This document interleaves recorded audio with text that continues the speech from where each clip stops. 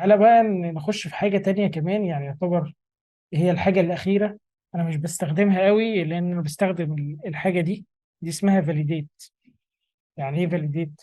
فاليديت ده بيقول لك اعرف لي، أو يعني في مشاكل في الشبكة ولا لا. يعني أنا عملت فاليديت دلوقتي هجيب لي مشاكل كتير لأن أنا مش مدخل حاجة أصلا. بصوا، في مشاكل كتيرة جدا، لا انفرتات داخلة ولا يعني مفيش جراوند ليفل داخل أصلا. فهو مش قاري حاجة، كل الدنيا فيها مشاكل. شوف كل دي مشاكل. طب لو أنا عايز أعمل مشاكل، أشوف المشاكل مشكلة مشكلة. يعني مثلا دي الشبكة عندي أهي، وأنا راسم وليكن مطبق لوحده كده، ومثلا راسم ماسورتين فوق بعض. كان نفسي إن أنا أعملها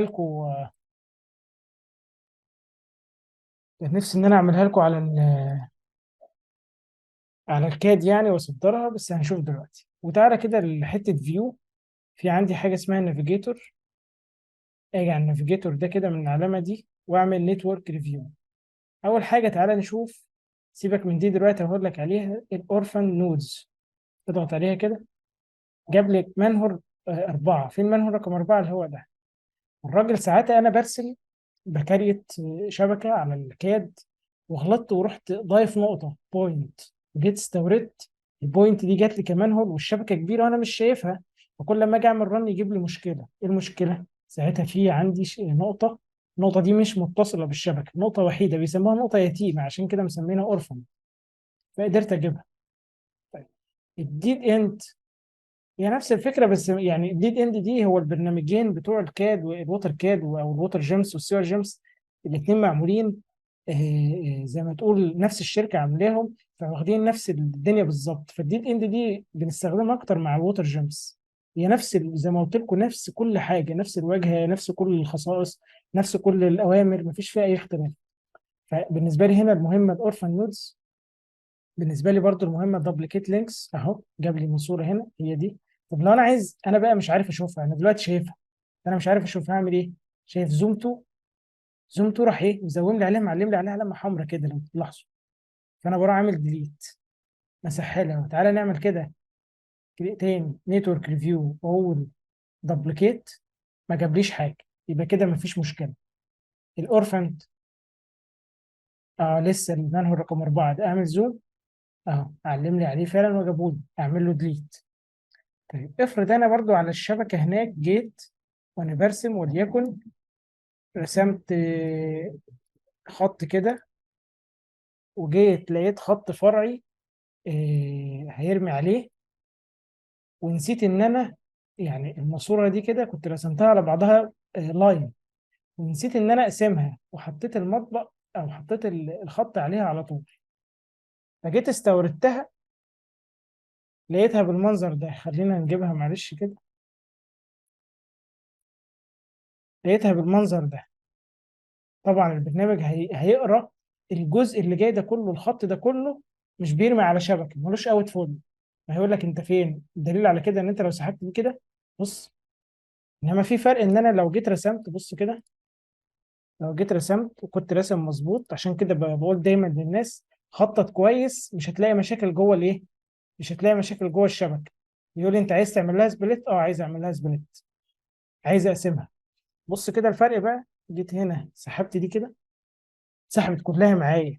دي كده متصلة، المنهول كده قاري على الخط. انما دي لا، انا بسحب المنهول مش ماري على الخط اصلا. فحلها ايه بقى يا شباب؟ في عندي هنا كده ان انا رايح دماغي. يعني انا ممكن اجي اعمل هنا واقول له نتورك ريفيو، واقول له لينك سبليت كانديديتس، واعمل كده. بيقول لي التوليرانس كام، الفرق ما بين المطبق والخط كام. وليكن هقول له 1 متر مثلا. ممكن يكون اكبر من كده، ممكن يكون اقل. اقرا لي منه الرقم 10، اعمل له زوم. اهو، عرفته. طب افرض بقى انا عامل بلوه والشبكه كلها زي الفل، الشبكه كلها ضربه، يعني كل الحاجات الفرعيه انا ما قسمتش.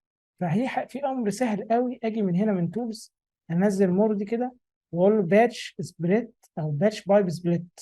اعمل كده اول. انت عايز تعمل سبليت لكل المطابق وليكن، والتوليرانس بتاعي مثلا 3 من 10 قليل، سيبه زي ما هو كويس جدا. واقول له اوكي. قال لي ايه؟ بص، واحد سبليت بالفورمت.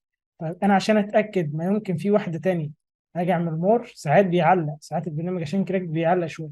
اقول له تاني اعمل ايه تاني، لحد ما يقول لي ايه نو سبليت كانديديت نودز فاوند ويزن ايه ذا سبيسيفايد توليرانس. يبقى انا ما عنديش، مش هعمل لك تاني سبليت، ما فيش سبليت عندي للتوليرانس اللي انت مدخله 3 من 10. ممكن تجرب توليرانس اقل شويه، مفيش مشكله، لحد ما يقول لك لا مفيش اي حاجه، او ان انت تعمل رن وتريح دماغك، ولو المشكله ظهرت تاني تشوف المشكله فين. ايه تاني ممكن نستخدمه؟ اعتقد احنا كده يعني قلنا اكتر حاجه ان احنا ممكن نستخدمها فعلا، هي دي اتفقنا عليها، والدبليكيت لينكس والاورفان نودز. هم دول اكتر حاجات احنا بنستخدمها. طيب زي ما قلت لك، وانت بتشتغل على الكاد حاول ان انت تبقى راجل عملي شويه ومركز شويه، بحيث ان انت ما يحصلش معاك المشاكل دي. طيب انا سرحت وعملت ماسورتين فوق بعض زي ما انا كنت عملت دلوقتي، خطين وانا مش واخد بالي، هم هنا باينين بس هناك على الكاد مش باينين. في امر على الكاد يا شباب اسمه اوفر كيل. اوفر كيل ده بيمسح لي كل الدبليكيت لاينز. يعني علم على اعمل اوفر كيل واكتب اوفر كيل الاختصار بتاعه كده او في اي ار تحت في الكوماند بار، هيظهر لك الامر اختاره، او مسطره يعني، وتبدا ان انت تعلم على الشبكه كلها بتاعتك مسطره. هيقول لك مثلا انا مسحت لك كذا او ما مسحتش حاجه خالص، بحيث ان انت تبقى منظف الايه الخطوط بتاعتك.